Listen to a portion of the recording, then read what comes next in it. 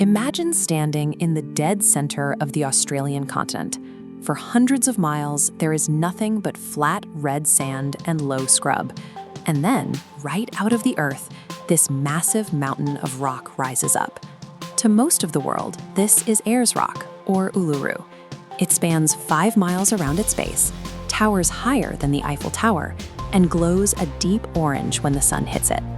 But what you see above the ground is actually an illusion. The sweeping vistas and postcard photos completely miss the physical reality of what this structure is. Looking at it strictly as a desert landmark means ignoring a miles-deep geological anomaly and a 10,000-year-old sacred history. To understand this stone, we have to look underneath it. Geologically, Uluru acts like a massive stone tooth plunging miles deep into the Earth's crust. Its brilliant red exterior is pure rust from high iron concentrations corroding in the elements. Crack it open, and the true, unoxidized rock inside is a dull grayish green. Why is there a rusted, miles-deep spike of rock sitting perfectly alone in a flat desert? To answer that, we have to travel back about 550 million years. 500 million years ago, the center of Australia was entirely underwater.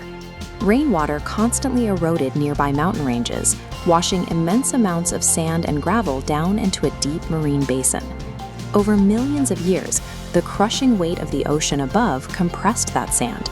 It hardened into a specific, ultra-dense rock packed with coarse quartz grains, called Arkose sandstone.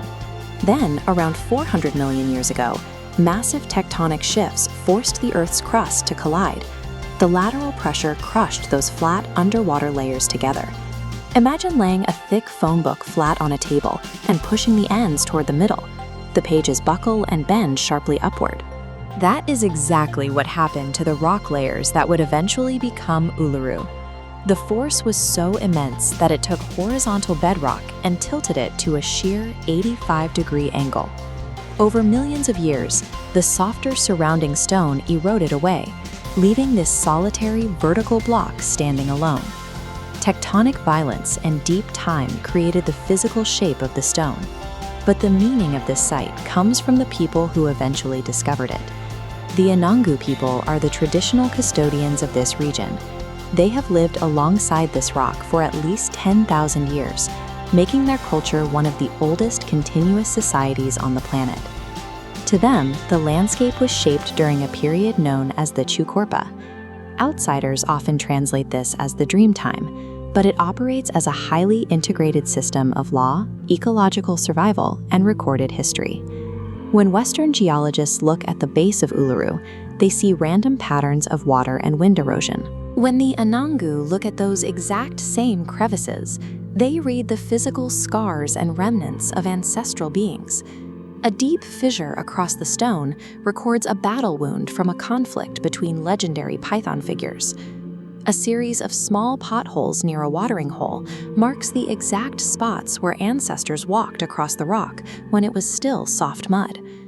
You can see this ongoing record physically etched inside the caves. The walls are layered with intricate white and ochre art, visible, enduring proof of a culture mapping its knowledge directly onto the landscape. This is why there are signs asking visitors not to photograph certain areas. The Anangu are not keeping secrets. They are actively maintaining the balance of a living temple that relies entirely on respect. For a long time, the modern world ignored that respect completely. In the mid-20th century, European settlers mapped the site, renamed it Ayers Rock, and aggressively marketed it as a recreational conquest for tourists. The government even drilled massive metal poles into the stone and bolted a heavy chain-link pathway straight up its spine. This allowed hundreds of thousands of visitors to scramble to the summit every single year. Treating the monolith as a playground was incredibly dangerous. Over the decades, more than 35 people died attempting the steep, exhausted climb under the harsh desert sun. But for the Anangu, the cost was deeply spiritual. Walking on top of the rock was a direct, continuous violation of their sacred law, causing immense pain to the people tasked with protecting the site. The physical damage to the stone and the disregard for the custodians ultimately ignited a fierce, highly organized legal battle for Indigenous land rights. The first major milestone arrived in 1985. The Australian government officially returned the title deeds to the traditional owners. It was a moment of immense emotion and hard-fought legal recognition. But the handover came with a major condition. The Anangu were forced into a 99-year joint management lease with the National Parks Board. Because they couldn't immediately ban the climb, they spent the next 3 decades patiently educating tourists, politely asking them to stay off the rock. Eventually, the education worked. On October 26, 2019, exactly 34 years after the initial land handback, the Joint Park Board finally voted unanimously to close the climb forever. The massive chains were permanently removed. Today, visitors experience Uluru the way it was meant to be experienced. You walk around its massive base, you watch the deep rust colors shift at sunrise, and you listen to the stories shared by the elders. The history of this stong proves that some places are too important to be treated as a physical challenge. We honor these ancient landmarks by respecting the deep roots of the earth and the living souls of the people who protect them.